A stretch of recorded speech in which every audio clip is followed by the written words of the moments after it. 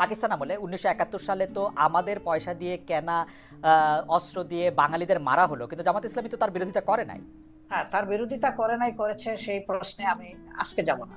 দুইটা কারণে যাব না। আমি একজন মানুষ, ফরওয়ার্ড লুকিং মানুষ। আমি ওই যে পিছনের দিকে মানে বেশি দৌড়াদৌড়ি ছুটাছুটি করাকে একটা জাতির জন্য কোনো ইতিবাচক বিষয় মনে করি না। দুই নম্বর হলো, এই ধরনের বিষয়ের যত বেশি চর্চা হবে জাতি তত বেশি বিভক্ত। একটা বিভক্ত জাতি কখনো দুনিয়া সম্মানের আসনে বসতে পারে না। সম্মানের আসনে বসতে হলে, সত্যিকারের উন্নয়ন এবং শান্তি দেশবাসীকে উপহার দিতে হলে কিছু পয়েন্টে অন্তত পক্ষে সবাইকে একমত হতে হবে, দেশের স্বার্থের ব্যাপার যেখানে জড়িত।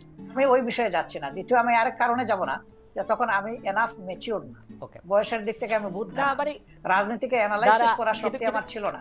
আমি এই আঙ্গিনার কেউ ছিলাম। ডক্টর শফিকুর রহমান, মানে ওই আমলে মানে আসতেছি, কথাটা আমাকে শেষ করতে দেন। কিন্তু এটা তো ঠিক যে লাখ লাখ মানুষ মারা গেছে, কয় লাখ মারা গেছে, এই বিতর্কেও আমি যাবো না। আমি ওই বিতর্ক পছন্দ করি না। একটা মানুষও যদি নিরীহ মানুষ অন্যায়ভাবে মারা যায়, সেটাও তো অন্যায়, সেটাও তো অপরাধ। সুতরাং এই কাজ যারা করেছে অবশ্যই এটা নিন্দনীয়, ব্যাপারে কোনো সন্দেহ নেই।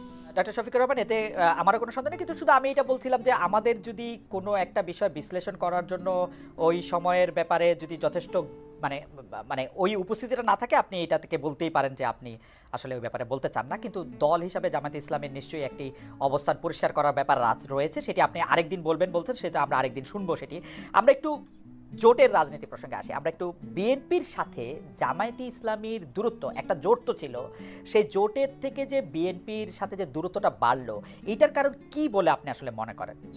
মানে আপনি কি মনে করেন যে বিএনপির সাথে কেন? আপনি বলতে পারেন জোট নেই, কিন্তু দেশের স্বার্থে আমরা কিন্তু দূরত্বে নাই।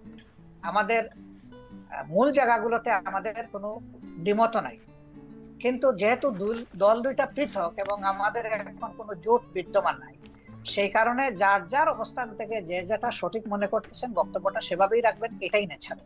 একজন দেশের আপনি সচেতন নাগরিক হিসাবে রাজনীতি যদি বাদও দেন, আপনার চোখের সামনে যদি কোনো ভালো কাজ হয় তাকে আপনার অ্যাপ্রিসিয়েট করা দরকার। আবার কেউ যদি কোনো মন্দ কাজ করে তাকে সংশোধনেরও আপনার চেষ্টা করা দরকার।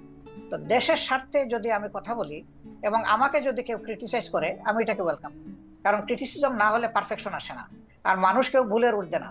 আমরা ভুল করতেই পারি, ব্যক্তিগতভাবে করতে পারি, আবার সামষ্টিকভাবে দলগতভাবে আমরা ভুল যদি কেউ ধরিয়ে দেয়, সেই তো আমার প্রকৃত বন্ধু।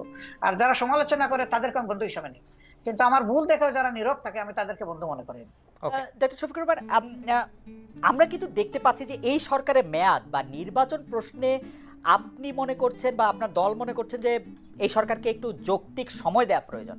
বিএনপি মনে করছেন যে ইলেকশনের ঘোষণা বা ইলেকশনের একটা রোডম্যাপ যে সরকার ঘোষণা করছে না, সেটি একটি ঠিক কাজ নয়। তো এই ক্ষেত্রে কি আপনাদের মধ্যে বিএনপির সাথে কোনো আলাপ আলোচনা হচ্ছে? আপনারা কি একটি জায়গায় আসতে পারবেন, নাকি আপনাদের অবস্থান এরকমই থেকে যাবে? অর্থাৎ বিএনপি এই মুহূর্তে নির্বাচন চায়, জামায়াত চায় সংস্কার করে নির্বাচন হোক। সম্ভবত এটা একসময় তাদের মানে স্ট্যান্ড ছিল, কিন্তু গত কালকে বা পরশুদিন তাদের যে মিটিংটা হলো, যেখানে তাদের দলের অ্যাক্টিং চেয়ার অ্যাড্রেস করেছেন জাতিকে, সেখানে তিনি কিন্তু একই কথা বলেছেন যে এই সরকারকে সাকসেসফুল হতে দিতে হবে এবং তাদেরকে যৌক্তিক সময় আমরা দেওয়ার পক্ষে। এখন যৌক্তিক সময়ের বাইরে কিন্তু এখন আর কেউ স্পেসিফিক কোনো কথা বলছেন না, কাজে এই জায়গায় আমাদের একটা ঐক্য হয়ে গেছে। এখন প্রশ্ন দাঁড়াতে পারে যে এই যৌক্তিক সময়টা কতটুকু। তা আমরা দুটো রোডম্যাপের চিন্তা করছি। একটা রোডম্যাপ হবে সংস্কারের রোডম্যাপ, আর একটা হবে নির্বাচনের রোড। আগে হবে সংস্কারের রোডম্যাপটা, তারপরে হবে সংস্কারের নির্বাচনের রোড। তো সংস্কারেরটাই আমরা এখন সরকারের কাছে চাইবো, যে কতদিন টাইমলাইনটা কি হবে। বিভিন্ন তারা তো সবকিছু সংস্কার করতে পারবেন না, বেসিক জিনিসগুলো সংস্কার করে যাতে একটা তারা neutral, fair and credible election জাতিকে তারা উপহার দিতে পারেন, সেটার জন্যই তাদেরকে আমরা সর্বাত্মক সহযোগিতা করতে চাই। এই সময়টা নাতি দীর্ঘ হওয়া উচিত, তারা এটা বুঝবেন কতটুকু, জাতীয় বুঝবে কতটুকু। ঠিক টাইমটা মাত্র 1.5 মাস যায়নি তো এখনো, এই 23 তারিখ 1.5 মাস হবে।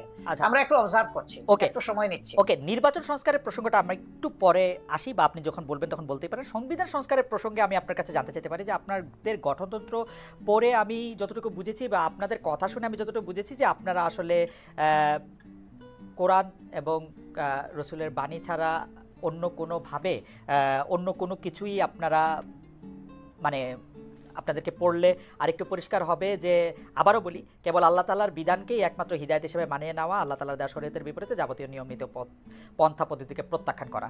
এখনকার যে গণতান্ত্রিক সিস্টেম, সংবিধানের সিস্টেম, সেটা তো অনেকটা ওয়েস্টার্ন ডেমোক্রেসি বা যেটাকে আমরা বলি যে ওয়েস্টমিনিস্টার ডেমোক্রেসি, সেইটার আদলে অনেকখানি করা। তো সেইটা কি আপনাদের সাথে সাংঘর্ষিক না? আপনারা যদি এটা পরিবর্তন করেন আপনাদের মতের সাথে আর কি, না মোটেই না, মতে মোটেই না। এটা যদি আপনি পরিবর্তন আমরা করেন তাহলে কি আমাদের আপনাদের মতো আমি করে আগেই সংবিধান বলেছি যে পরিবর্তন হবে? না। না, আমি আগেই বলেছি যে প্রত্যেকটা দলের এক একটা আদর্শ থাকবে, এটা খুবই স্বাভাবিক। একটা পলিটিক্যাল আইডিওলজি তার থাকবে, সবার আছে। সংবিধানটা কেমন যে হবে? যারটা মেন্টালিটি করবে। Democracy itself not a ism, এটা একটা প্রসেস। আপনি ইজমে যাবেন, মানুষের কাছে আপনার প্রোডাক্ট আপনি ফ্লোট করবেন, আপনার বক্তব্য আপনি তুলে ধরবেন, আপনার আদর্শ আপনি তুলে ধরবেন। বেশিরভাগ জনগণ যখন আপনার আদর্শকে সাপোর্ট করবে, তখন স্বাভাবিক কারণেই বুঝতে হবে যে এই দেশের মানুষ এটাই চাচ্ছে, যে আদর্শটাই চায়। ওকে, আমার আদর্শ যতদিন পর্যন্ত বেশিরভাগ মানুষ সাপোর্ট করবে না, আমাকে ধৈর্য ধরেই সেই পথে থাকতে হবে। ইসলামের ডেমোক্রেসির জায়গাটা কেমন? মানে ইসলাম কি, আপনি মদিনার কথা বলছিলেন, আমাদের রসুল সাল্লাল্লাহু আলাইহি ওয়াসাল্লাম বা তার পরে যেসব খলিফা অন্তত 4জন 5জন যেভাবে নির্বাচিত হয়েছিলেন বা যেভাবে ইয়েতে বসছিলেন, সেটা কি গণতান্ত্রিক উপায়ে নির্বাচিত হয়েছিলেন তারা? অবশ্যই, অবশ্যই। তারা তখন যারা মানে সমাজে মতামত দেওয়ার মতো সেই পর্যায়ের লোক ছিলেন, তাদের সকলকে নিয়ে তারা বসেছেন মসজিদে নববীতে অথবা অন্য কোনো জায়গায় বসে, তাদের অধিকাংশের মতের ভিত্তিতেই অ্যাপয়েন্টমেন্ট দেওয়া হয়েছে। আপনি তাই মনে করছেন? তাই মনে করছেন, এটাই ফ্যাক্ট, এটাই হিস্ট্রি। তারপরে যখন আব্বাসীয় উমাইয়া বা ওসমানিয়ারা, দেখেন আমাদের দেশে, জি না সেটা তো আমি খেলাফতে নিচ্ছি না, আমি খেলাফতের যুগটা বলতেছি। এরপরে ধরেন যখন হলো, এই খলিফা যখন কেউ হয়ে গেলেন, তিনি কিন্তু অ্যাবাভ অল ইন অল হইতে পারলেন না। এই ধরনের বহু ঘটনা আছে, আমি এখন কথা লম্বা হবে সেই উদাহরণ আমি দিচ্ছি না, বহু ঘটনা। মানুষ সেখানে হাইলি ডেমোক্রেটিক রাইট এক্সারসাইজ করেছে, আলহামদুলিল্লাহ। আচ্ছা, এটা যদি আমি বাংলাদেশের ক্ষেত্রে এইটাকে একটু বলি, যে আপনাদের গঠনতন্ত্রে ইসলাম প্রচার, ইসলামের দাওয়াত, ব্যক্তি জীবনে ইসলাম চর্চার বিষয়টা নিয়ে বারবার বলা হয়েছে। এক্ষেত্রে বাংলাদেশের অমুসলিম নাগরিকদের জন্য বা যারা ইসলাম বিশ্বাস করবে না তাদের জন্য জামাত ইসলামী রাজনীতি করার সুযোগটা আপনি কেমন দেখেন? আদৌ কোনো সুযোগ আছে কিনা? আমি পড়ছিলাম গঠনতন্ত্র, সেখানে আমি দেখতে পাচ্ছিলাম যে তারা সকল কিছু মেনে নিলে বড়জোর সহযোগী সদস্য হতে পারবেন। এটা বাংলাদেশের সংবিধানের সাথে সাংঘর্ষিক হবে না? বাংলাদেশের সংবিধান বলছে সবার জন্য অধিকার সমান হবে, কিন্তু আপনারা বলছেন যে মানে তারা আসলে একটা নির্দিষ্ট পর্যায় পর্যন্ত শুধু যেতে পারবে। এইটাকে আপনি একটু সাংঘর্ষিক মনে করেন? এটা আপনার একটা ভাইটাল কোয়েশ্চেন, অবশ্যই গুরুত্বপূর্ণ প্রশ্ন। দেখেন, আমরা তো কাউকে ইম্পোজ করব না, আমাদের আদর্শটা গ্রহণ করতে এবং দলে আসতে আমরা ইম্পোজ করব না, কিন্তু দলের দরজা তাদের জন্য বন্ধ করা যাবে, আমরা দরজা খোলা রেখেছি। প্রয়োজনে গঠনতন্ত্র তো আল্লাহর কোরআন না, কোরআনের আলোকে রচিত। কোরআন পরিবর্তন করা যায় না, কিন্তু গঠনতন্ত্র পরিবর্তন করা যায়। আমাদের গঠনতন্ত্রের দেখেন যে 22-23তম সংস্করণ পর্যন্ত হয়তো আছে, আপনি পাবেন। রাইট।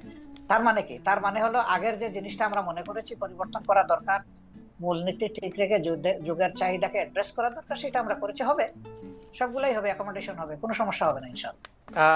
এই প্রসঙ্গে প্রশ্নটা করে ফেলি যে আমরা আপনাদের গঠনতন্ত্রে যেরকম পড়তে পারছি যে 33 ভাগ 2020 সালের মধ্যে নারী সদস্য সম্পৃক্ত হওয়ার কথা, সেটা হয়েছে কিনা? নারী নেতৃত্বের দিক বিবেচনা করলে নারীরা জামায়াতের কোন পদ পর্যন্ত যেতে পারবেন? এটি 1 নম্বর প্রশ্ন। 2 নম্বর প্রশ্ন হচ্ছে, জামাতের গঠনতন্ত্রে একটা বড় পরিবর্তন এসেছিল কিন্তু আসলে নির্বাচন কমিশনের নির্দেশে। আপনারা তখন এটা খুব খুশি মনে পরিবর্তন করেছেন, সেটা না কিন্তু এটা করেছেন। এই প্রসঙ্গে আপনি একটু কি বলবেন? দুটি প্রশ্ন। আসলে আমরা যেটাই করি আমরা ডেমোক্রেটিক ওয়েতে করি, আলাপ আলোচনা করেই করেছি, আমরা একমত হয়ে করেছি।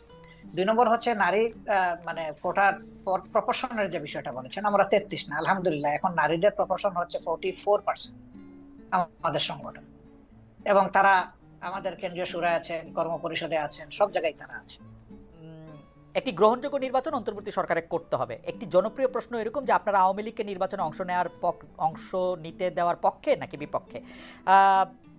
আওয়ামী লীগ আপনাদের কোনো রাজনৈতিক স্পেস না নিলেও আপনি আওয়ামী লীগের নাম উল্লেখ না করে কোনো ধরনের জুলুম না করার কথা ঘোষণা দিয়েছেন। অনেকে বলেছেন যে এই ঘোষণা না দেওয়ার কে আপনি? এই প্রসঙ্গে যদি একটু আপনি বলেন। না, এই ঘোষণা দেওয়ার কে প্রশ্ন করেছে? জি, আসলে আমি আওয়ামী লীগের নাম নেই আর আওয়ামী লীগকেও আমি ইন্ডিকেট করি। শুধু আওয়ামী লীগ আমাদের উপরে জুলুম করে নাই, আরো অনেক পক্ষ আমাদের উপরে জুলুম করেছে। দল হিসাবে আমাদের উপরে যে জুলুমটা করা হয়েছে, যেমন ধরেন আমাদের নিবন্ধন কেড়ে নেওয়া হয়েছে, আমাদের প্রতীক কেড়ে নেওয়া হয়েছে, আমাদের অফিসগুলা সিলগালা করা হয়েছে, আমাদের শেষ পর্যন্ত তারা দিশাহারা হয়ে আমাদেরকে নিষিদ্ধ ঘোষণা করেছে। এই যে কাজগুলা দলের উপরে যে জুলুম করেছে, আমরা বলছি যে এটা প্রতিশোধ আমরা নেব, কারণ প্রতিহিংসার জন্ম নেই। আর প্রতিশোধ যখনই নিতে যাব তখন আইন হাতে তুলে নেওয়া হয়। আমরা আইন হাতে নেওয়ার ব্যাপারে আমরা বিশ্বাসী না, কিন্তু সাথে সাথে এই কথাটা আমরা বলেছি যে ভিকটিম এবং ভিকটিম ফ্যামিলি যদি আইনের আশ্রয় নেয়, এটা তাদের রাইট ন্যায় বিচার পাওয়া, তাহলে আমরা তাদেরকে সর্বাত্মক সহযোগিতা করবো। আমরা স্ট্যান্ড থেকে সরিনি, আমাদের স্ট্যান্ড আছে। এখানে আওয়ামী লীগের নামও নেওয়া হয়নি, আওয়ামী লীগকে ইন্ডিকেটও করা হয়নি। এটা ছিল একটা সামগ্রিক বক্তব্য। আমার এই বক্তব্যটাকে টুইস্ট করা হয়েছে যে জামাতের আমির আওয়ামী লীগকে ক্ষমা করে দিয়েছেন এবং সাধারণ ক্ষমা ঘোষণা করেছেন। প্রথমটা তো নাই, দ্বিতীয়টা করার আমি কে? একটা রাষ্ট্রের সাধারণ ঘোষণা করার একমাত্র ব্যক্তি হচ্ছেন রাষ্ট্রপ্রধান, যিনি অর্থাৎ প্রেসিডেন্ট। তিনি ছাড়া প্রধানমন্ত্রী এটা পারেন, আর কেউই পারে না। আমি কে এটা করার? আমার তো কোনো অধিকার নাই। বরঞ্চ আমরা বারবার বলে আসছি যে যাদের উপরে জুলুম হয়েছে, যারা ক্ষতিগ্রস্ত হয়েছে, নিহত আহত গুম হয়েছে, তার সম্পদ হারা হয়েছে, চাকরি হারা হয়েছে, তারা অবশ্যই মামলা করবে এবং তাদেরকে আমরা সঙ্গত সহযোগিতা করব। আচ্ছা, এটি অবশ্য আমাদের একটি প্রশ্ন, কারণ হচ্ছে যে পত্রপত্রিকা যেটি ছাপা হলো আওয়ামী লীগকে ক্ষমা করে দেওয়ার ঘোষণা জামায়াতের আমিরের, অনেকেই বলেছেন যে আপনি হয়তো খোলা মনে সাদা মনে সেই ক্ষমাটি ঘোষণা করতেই চেয়েছেন, কিন্তু পরে যখন আপনার দলের লোকেরা বা আপনি ফিরে গিয়ে চাপের মুখে সেটি আবার একটু বক্তব্য অন্যরকম করছেন, বিষয়টি কি ঠিক? মোটেই না, আমি মোটেই না। আমার বক্তব্য টুইস্ট করা হয়েছিল, সেটাকে আমি ক্লিয়ার করেছি। কোনো চাপও ছিল না আমার উপরে, এবং আমি এখানে কোনো হীনমন্যতায় ভুগিনি। আমি যা ভালো মনে করেছি, খোলা মনে সেটি বলেছি।